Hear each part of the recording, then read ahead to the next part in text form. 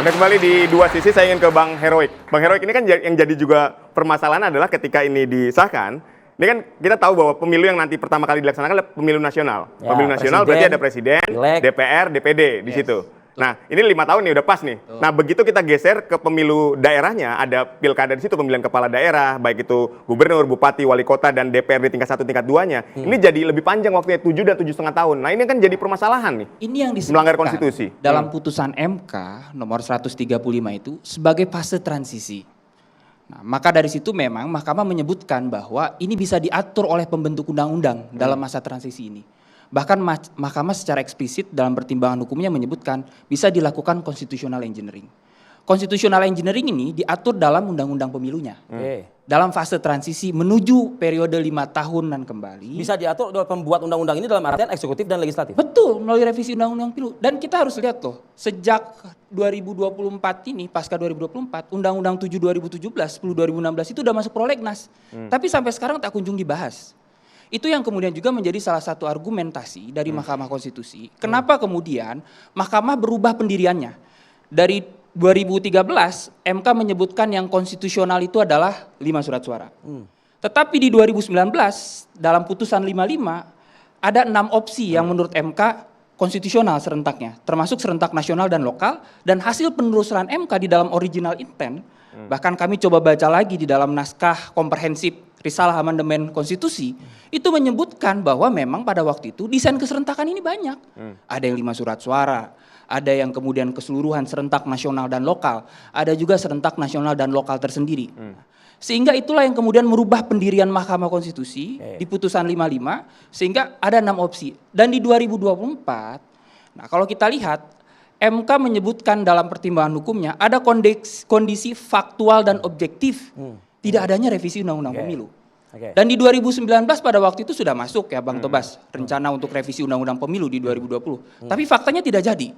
Nah seperti itu. Nah kalau kemudian bagaimana nih dalam fase transisi? Karena MK menyebutkan antara 2 tahun sampai dengan 2,5 tahun. Kalau kita lihat pengalaman historis kita, 97 hasil pemilu 97, ada pemilu DPR juga, ada pemilu DPRD provinsi juga, kabupaten kota. Tapi setelah itu pemilu 99 ada lagi. Artinya apa? Ada pemotongan masa jabatan anggota legislatif. Itu aja bisa gitu. Itu aja bisa. Nah, tapi gini masalahnya. Di pemilu 71 pun sama kan, Bang? Iya. 71 ke 77 perpanjangan. Itulah problemnya. Kalau dibandingkan dengan 97 99. Kenapa? Karena pada saat itu belum ada perubahan Undang-Undang Dasar 45. Belum ada pasal 22E. Pasal 22E itu di perubahan ketiga. Jadi kalau kita membandingkan dengan 97, yang masuk DPRD bandingkan di dengan situ. 71, bandingkan dengan 55, gak bisa karena Sudah ada ini barang baru. karena rezim undang-undang dasarnya masih pakai undang-undang dasar versi proklamasi. Sekarang udah ada 22E. Sekarang sudah ada 22E, itu yang pertama. Yang kedua, yang jadi soal adalah kita kan harus konsisten dengan komitmen kita terhadap negara hukum. Negara hukum itu adalah segala kebijakan, keputusan, termasuk keputusan pengadilan dan undang-undang itu tidak boleh keluar dari koridor konstitusi. Nah, masalahnya konstitusi yang mengatur soal pemilu itu tidak banyak sebenarnya. Apa yang digariskan oleh konstitusi? Pertama, pemilu harus luber, ya, luber jurdil, langsung umum, bebas rahasia, jujur adil. Yang kedua, harus dilaksanakan setiap 5 tahun sekali. Yang ketiga, terkait dengan DPRD harus dipilih secara pemilu.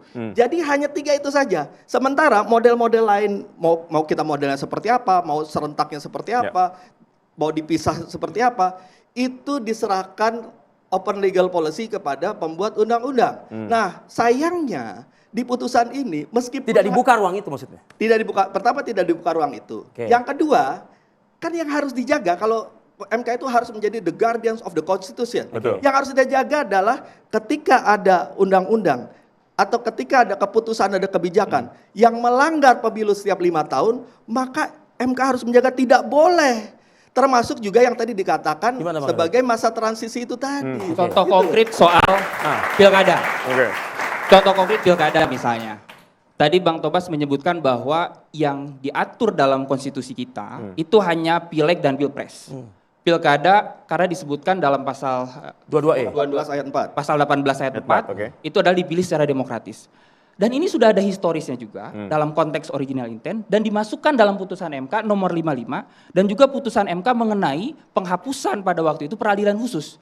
MK menyebutkan dalam konteks historis dan original intent pada awalnya pemilihan kepala daerah itu tetap akan dilangsungkan dengan pemilihan langsung. Kata disematkan, kata demokratis, jika kita telusuri lebih jauh, itu untuk menghargai dalam konteks lokal. Ada perbedaan. Contoh misalnya, daerah istimewa Yogyakarta. Dengan tidak adanya pemilihan kepala daerah untuk gubernur. Untuk menghargai desentralisasi asimetris tersebut. Nah, tetapi pada intinya adalah demokratis ini sudah ada putusan MK yang menyebutkan, bahkan di putusan 55, di putusan mengenai peradilan khusus pemilu, dan di putusan 135, MK menafsirkan konstitusi tersebut bahwa pilkada itu adalah diselenggarakan secara langsung. Tapi faktanya, kalau kita lihat Bang, di pilkada, kemarin kan kita ada gelombang pilkada dari 2015, 17, 18, 2020. Bahkan kita tahu juga menuju 2024 kemarin, akan banyak sekali penjabat kepala daerah.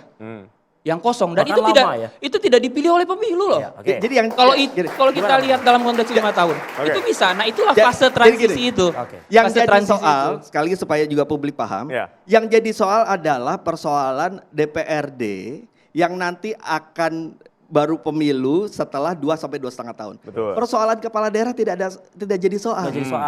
Kenapa? Di dalam konstitusi tidak disebut bahwa kepala daerah harus di pemilu setiap 5 tahun sekali, tidak ada. Yang tapi ada DPRD hanya DPR,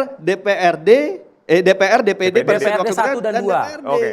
Gitu. Jadi kita harus ke situ. Yang kedua, yang jadi soal juga bahwa ini kan bukan tidak mau menjalankan putusan.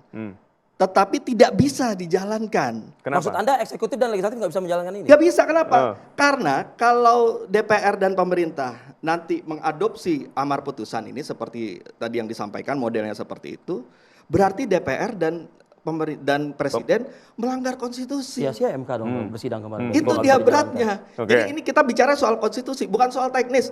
Teknis bisa nanti kita diskusikan. Iya, akan sia-sia nggak putusan 135 ini nggak bisa dijalankan? Kan kalau kita lihat peran dan fungsi MK itu kan menafsirkan konstitusi.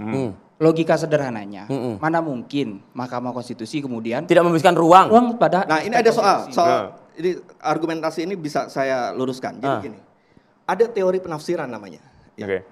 Yang ditafsir itu adalah teks, bukan mengganti teks. Makanya dalam RDPU saya sempat sampaikan, misalnya nih, saya tampilkan sebuah warna biru. Warna biru itu saya bisa katakan ini adalah biru dongker, ini adalah biru navy, ini adalah biru gelap, ini adalah biru langit. Boleh orang menafsirkan itu sebagai biru-biru itu. Tetapi orang tidak bisa mengatakan itu warnanya merah, itu warnanya kuning, nggak bisa. Nah jadi teks pemilu dalam 5 tahun biru sekali, itu teksnya tidak boleh diubah. Jadi dia boleh misalnya 5 tahun sekali itu dimaknai dengan caranya misalnya di bulan ini, silahkan. Walaupun tadi disebutkan ini transisi, kan ada transisi tadi tuh. Tetap saja ya transisinya tapi melanggar UUD, itu yang jadi soal, nggak boleh. Gimana Pak? Sedikit apapun dia nggak boleh melanggar konstitusi. Itulah konsep dari negara hukum. Jadi kita harus konsisten dan komitmen kepada negara hukum itu sangat penting, sangat mendasar. Pertama, saya sepakat kita komitmen soal ke negara hukum. Gitu ya. Dan putusan MK itu adalah putusan hukum. Yang kita harus hormati juga. Oke lah, dalam konteks tafsir ada tafsir yang disampaikan oleh Bang Tobas tadi adalah grammatical gitu ya. Untuk melihat dalam konteks kalimat yang disebutkan dalam pasal 22 itu adalah 5 tahun. Tafsir teks ya. Tafsir teks. Tapi kan ada juga tafsir lain, yaitu original intent. Nah, bagaimana sebetulnya asal usulnya tuh gimana sih para pembentuk konstitusi awalnya ini ingin membentuk pasal 22E itu? Nah, maka dari itu kemudian ditelusuri dalam konteks historis ke belakang dan ternyata sebetulnya soal desain keserentakan itu sudah ada. Itu soal keserentakan, tapi begini, tidak ada sedikit pun mau dia pakai original intent, mau dia tafsir living constitution, tidak ada yang kemudian yang bisa dijadikan dasar untuk mengganti 5 tahun menjadi 7 atau 7,5 tahun. Nah, itu beda loh. Ya. Apakah harus harfiah seperti itu? Bukan soal harfiah. Jadi gini, kalau yang bisa ditafsir misalnya Luber Jurdil, bagaimana caranya menjalankan luber, bagaimana caranya menjalankan jurdil itu bisa. Oke. Tetapi mengganti 5 tahun 5 tahun jadi 7,5 tahun itu bukan tafsir. Karena di teks itu udah seperti itu. Ya, karena gini, teori penafsiran konteks bukan lima mengganti, tahun. tetapi menafsir.